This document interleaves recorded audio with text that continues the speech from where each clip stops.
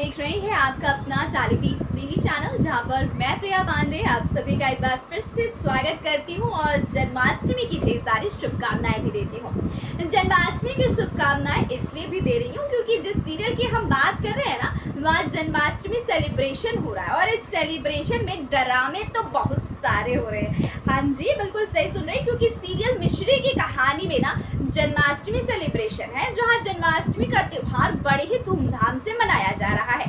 लेकिन राघव ना बहुत परेशान है बेचारा, क्योंकि राघव बना है कृष्ण कन्हैया, तो वहीं दो राधा के बीच में फंस गया है और उसकी जिंदगी में ये मुसीबत वो खुद ही लेकर आया है। देखिए ना किस तरह से अब मिश्री राधा बनकर पहुंच गई है, तो वहीं वानी भी राधा पहुंचकर बन गई है और वानी और मिश्री में से अब चूज करना है कान्हा जी को कि उनकी राधा कौन बनेगी।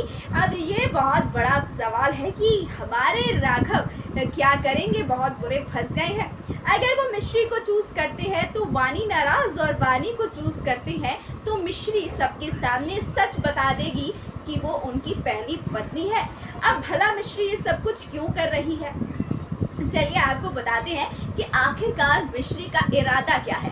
क्योंकि मिश्री तो कह रही थी कि उसका जो है ना राघव से कोई रिश्ता नहीं है और वो उस पर कोई भी पत्नी वाला हक नहीं जताएगी, मगर अब तो 16 श्रृंगार की, मांग में सिंदूर और गले में राघव के नाम का मंगलसूत्र पहनकर राधा बनकर पहुंच गई है मिश्री और घर वालों के सामने उसका सच खोलने की धमकी भी दे रही है।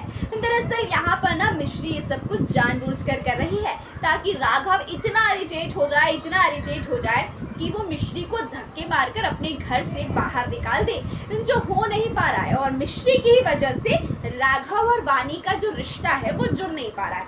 तो ऐसे में क्या मिश्री का ये बड़ा सा प्लान सक्सेसफुल हो पाएगा, या फिर यहाँ पर मिश्री जो भी खेल तमाशे कर रही है उन सब पर फिर जाएगा पानी और राघव निकाल लेगा कोई बीच का रास्ता।